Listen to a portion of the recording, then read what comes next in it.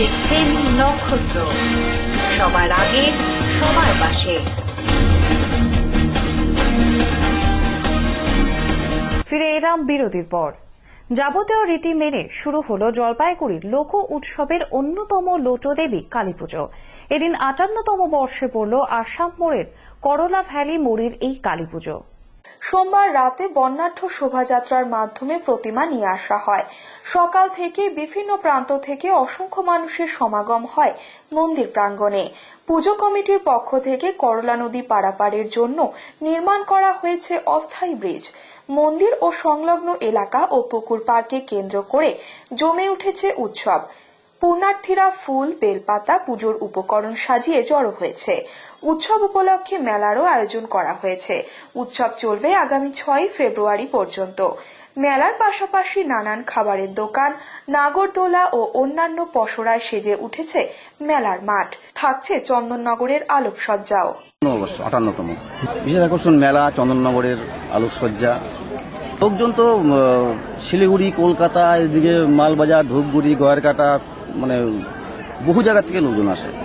ঐতিহ্য হচ্ছে প্রথমে আমাদের এই যে লোটা দিঘি যে আছে, হ্যাঁ, এই লোটা দিঘির থেকে শোনা যায় যে আগেকার দিনে যারা মনে করেন যে বিয়ে বাড়ি বা কোনো অনুষ্ঠান করবেন, যে বাসনপত্র ধরা হয়, তখন নাকি এই লোটা দিঘির সামনে এসে মানত করলে পরের দিন সব বাসনপত্র বা পূজার মানে অনুষ্ঠান যত সরঞ্জাম সব উঠে আসতো, হ্যাঁ, এবং অনুষ্ঠান শেষ হয়ে গেলে সেগুলো আবার এখানে ফেরত দেওয়া, হ্যাঁ, সেগুলো অটোমেটিক সেগুলো আবার চলে যেত পুকুরে, হ্যাঁ।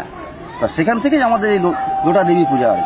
মেখলিগঞ্জ ইন্দিরা উচ্চতর বালিকা বিদ্যালয়ের শীতকালীন বার্ষিক ক্রীড়া প্রতিযোগিতা অনুষ্ঠিত হল মেখলিগঞ্জ এনএনএম ক্লাব ময়দানে। বিদ্যালয়ের পতাকা উত্তোলনের মাধ্যমে প্রতিযোগিতার শুভ সূচনা করেন বিদ্যালয়ের প্রধান শিক্ষিকা শ্রীমতী রঞ্জনা রায় বসুনিয়া। এরপর মাঠে আনুষ্ঠানিকভাবে ছাত্রীদের অভিবাদন গ্রহণ করেন বিদ্যালয়ের প্রধান শিক্ষিকা শ্রীমতী রঞ্জনা রায় বসুনিয়া।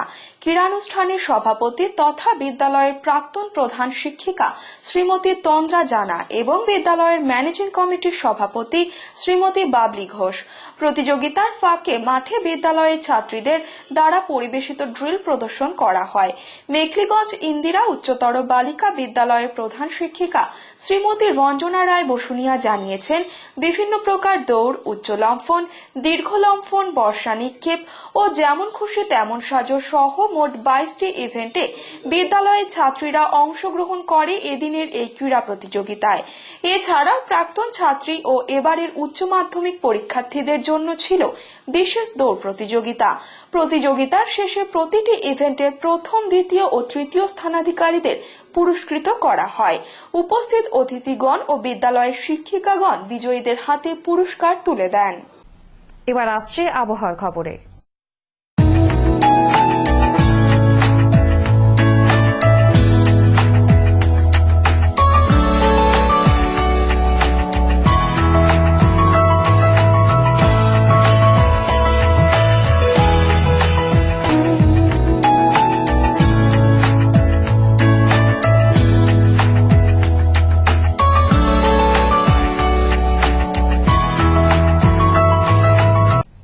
নক্ষত্র নিউজ এখনকার মতো এই পর্যন্তই। পরবর্তীতে আসবো আরো অন্যান্য গুরুত্বপূর্ণ খবরের সঙ্গে।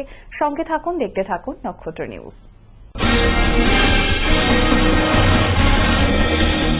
আপনারা দেখছেন নক্ষত্র, সবার আগে সবার পাশে।